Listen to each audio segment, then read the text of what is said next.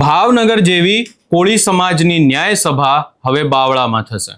શું છે સમગ્ર મામલો? ખાસ કરીને હવે કોળી સમાજની ન્યાય સમિતિ કેમ મેદાને આવી છે એની વિગતે ચર્ચા કરીશું। નમસ્કાર, હું છું ઉજ્જવલ અને આપ જોઈ રહ્યા છો નિર્ભય ન્યૂઝ। કોળી સમાજના નેતા અને ખેડૂતોના પ્રશ્નો માટે લડાઈ લડી રહેલા શૈલેષ મેર ઉપર હુમલો કરવામાં આવ્યો છે। આખી બાબતને લઈને હવે વિવાદ દિવસે ને દિવસે વકરી રહ્યો છે। બીજી તરફ હવે પોલીસની કાર્યવાહીની સામે પણ અનેક સવાલો ઊભા થઈ રહ્યા છે। ધરણ ગામે જે ખેડૂતોનો વિવાદ હતો એ વિવાદોનો અંત આવ્યો। ધારાસભ્ય કનુ પટેલ પણ એ વિસ્તારમાં ત્યાં પહોંચ્યા હતા અને ખેડૂતોના આંદોલનનો તો અંત આવી ગયો, પરંતુ ત્યાંથી જ એક નવો વિવાદ ત્યારે ઊભો થયો કે જ્યારે આ ખેડૂતોના આંદોલનમાંથી પરત ફરી રહેલા જે કોળી સમાજના આગેવાન છે શૈલેષ મેર, એમની ઉપર હુમલો કરવામાં આવ્યો અને ત્યારબાદ આખી બાબતને લઈને હવે કોળી સમાજ દ્વારા ભાવનગરના જે બગદાણાનો વિવાદ સામે આવ્યો હતો અને ત્યારે જે રીતની ન્યાય સભાનું આયોજન કરવામાં આવ્યું હતું એવી જ ન્યાય સભાના આયોજનની વાત કરવામાં આવી છે અને વધુમાં જે ન્યાય સમિતિના સભ્યો છે કોળી સમાજના તે શું કહી રહ્યા છે એ પણ સાંભળી લઈએ। નમસ્કાર મિત્રો, હું કિશન મેર એડવોકેટ। ખાસ કરીને શૈલેષભાઈ મેર ઉપર જ્યારે હિચકારો હુમલો કરવામાં આવ્યો હોય ત્યારે ભાવનગરથી કોળી સમાજના યુવાનો તેમના ખબર અંતર પૂછવા માટે આવ્યા છે। ત્યારે કાળુભાઈ જાંબુચા કોળી સમાજ અગ્રણી, પરેશભાઈ મેર નવા ગામના સરપંચ શ્રી, હરેશભાઈ મેર કોળી સમાજના અગ્રણી, હિરેનભાઈ વાઘેલા કોળી સમાજના અગ્રણી, આ તમામ યુવાનો શૈલેષભાઈ મેરની મુલાકાત માટે આવ્યા છે અને આ શૈલેષભાઈ મેર કોળી સમાજના અગ્રણી હોય, આંદોલનકારી હોય, ખેડૂત માટે લડતા હોય ત્યારે કોઈકના ઈશારે તેમના પર હુમલો કરવામાં આવ્યો છે।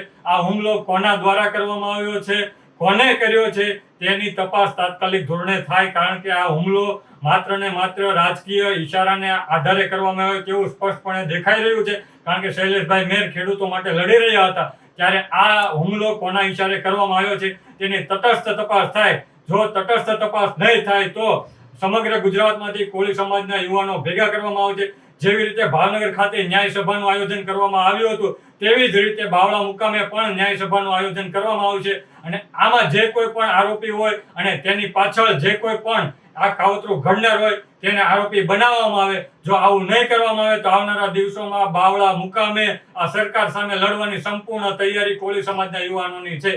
જય કોળી સમાજ, જય હિન્દ, જય ભારત, જય જવાન, જય કિસાન। દોસ્તો, આજે કેરાળા ગામ મુકામે શૈલેષભાઈ મેરની ખબર અંતર પૂછવા માટે અરજીદાદા કુલદીપસિંહ અને સમગ્ર ટીમ પહોંચી છે। ખૂબ દુઃખની વાત છે કે જે વ્યક્તિએ ખેડૂતોના મુદ્દે 11 દિવસ સુધી આંદોલન ચલાવ્યું, સરકારને ઝૂકવું પડ્યું અને પછી રાગદ્વેષ રાખીને, રાજકીય કિન્નાખોરી રાખીને જે રીતના શૈલેષભાઈ મેરનું અપહરણ કરીને એમની ઉપર જીવલેણ હુમલો કરવામાં આવ્યો છે, એક ઘાતક હથિયાર દ્વારા એમને મારી નાખવાના પ્રયત્ન કરવામાં આવ્યા છે। તેથી એમને 17 થી 18 ટાંકા પણ આવ્યા છે અને ખૂબ એમની સ્થિતિ છે અત્યારે ગંભીર છે, અત્યારે હોસ્પિટલાઇઝ છે। આખો સમાજ છે, આખું ગામ છે, તમામ વિસ્તારના લોકો છે હજી પણ ન્યાયની ભીખ માંગી રહ્યા છે। હજી પણ જે આરોપીઓ છે પકડાના નથી। હું આ તકે આ વિડીયોના માધ્યમથી સરકારશ્રીને કહેવા માંગુ છું, હર્ષ સંઘવીને કહેવા માંગુ છું કે ગુજરાતની અંદર કાયદો અને વ્યવસ્થાની સ્થિતિ દિવસે ને દિવસે કથળી રહી છે। યુપી અને બિહાર જેવી સ્થિતિ ગુજરાતની અંદર થઈ રહી છે। ત્યારે આપને હું વિનંતી કરું છું કે તાત્કાલિક ધોરણે જે કોઈ શૈલેષભાઈ મેર ઉપર જીવલેણ હુમલો કર્યો છે એમને તાત્કાલિક ધોરણે પકડવામાં આવે, કાયદેસરની કાર્યવાહી કરવામાં આવે। નહીંતર આવનારા દિવસોમાં હું પણ ગાંધી ચિંધ્યા માર્ગ ઉપર અને જરૂર પડે તો શહીદ આઝમ સરદાર ભગતસિંહના માર્ગ ઉપર આંદોલન કરીશું અને જ્યાં સુધી શૈલેષભાઈ મેરને ન્યાય નહીં મળે ત્યાં સુધી અમે બોલતા રહીશું। તમે અહીંયા કોળી સમાજના આગેવાનોને સાંભળ્યા અને આખા વિવાદમાં આજે 5 થી 6 દિવસ જેટલો સમય થઈ ગયો છે, પરંતુ હજી સુધી પોલીસ દ્વારા કોઈ પણ પ્રકારે કોઈ પણ આરોપીની ધરપકડ નથી કરવામાં આવી। ના તો પોલીસ દ્વારા આખા કેસમાં કોઈ પણ પ્રકારે કોઈ ખુલાસો કરવામાં આવ્યો છે। આખી બાબત શું હતી એને લઈને પણ કોઈ વાત હજી સુધી પોલીસ દ્વારા કરવામાં નથી આવી। પોલીસ દ્વારા કોઈ પણ સ્ટેટમેન્ટ નથી આપવામાં આવ્યું અને એનો જ વિરોધ કોળી સમાજ કરી રહ્યો છે કે આજે આટલા દિવસ થઈ ગયા છે, આગેવાન હાલ પણ હોસ્પિટલમાં છે, એમને લઈને અનેક સવાલો પણ ઊભા થઈ રહ્યા છે, પરંતુ પોલીસ દ્વારા હજી સુધી આરોપીઓની ધરપકડ કરવામાં નથી આવી અને હવે ફરી એકવાર બગદાણાની જેવો જ વિરોધ કરવાની પણ વાત કરવામાં આવી છે.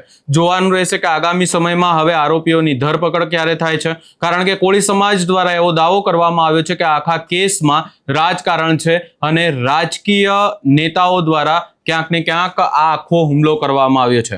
ખાસ કરીને ધારાસભ્ય કનુ પટેલ ઉપર આશંકા વ્યક્ત કરવામાં આવી છે. જોવાનું રહેશે કે આગામી સમયમાં શું થાય છે. આ સમગ્ર બાબતે તમારો શું અભિપ્રાય છે એ અમને કમેન્ટ કરી જરૂર જણાવશો ને અમારી ચેનલ નિર્ભય ન્યૂઝને લાઇક, શેર, સબસ્ક્રાઇબ કરવાનું ભૂલશો નહીં.